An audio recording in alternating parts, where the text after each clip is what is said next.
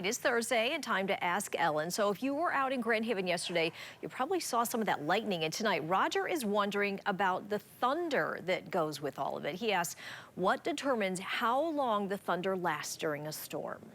Okay, to answer this question, we're going to start with the basics about thunder and lightning. So remember with me, if you will, lightning always comes first, and thunder is caused by lightning.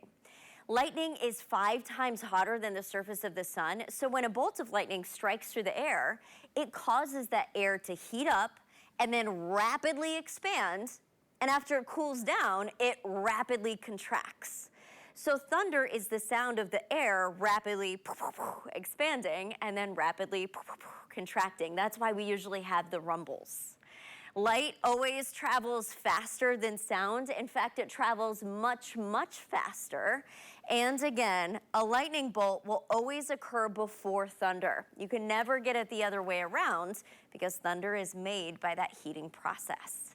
So some of the questions pertaining to the sound of thunder. One that we get a lot is, well, what happens when there's no thunder at all? A lot of times you can see flashes of lightning or even a bolt in the distance, but you don't hear that rumble of thunder. This happens when the storm is so far away that our eyes are able to perceive the light, but by the time the thunder, the sound waves reach us, they've dissipated completely. So anytime you just don't hear thunder, it means the storm is really far away, at least more than 10 miles.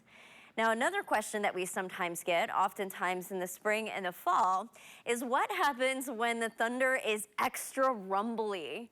Extra rumbly thunder usually has to do with how our air temperature is stacked in the atmosphere. And typically it happens when you have cold air at the surface and warmer air is up aloft. Well, the storms form and survive in the warmer air. So these elevated storms oftentimes can have extra rumbly components, or we can hear a lot more thunder than you normally would expect. One of the last questions that we sometimes get is what happens when the thunder should be louder? You see a flash of lightning, it looks really close, but it still takes a really long time for the thunder to happen. Well, that's usually an optical illusion. Sometimes our eyes can play tricks on us. And because the speed of light is so fast, we can see the bolts, and even though it looks thick and close, the thunder reveals its true distance away from us.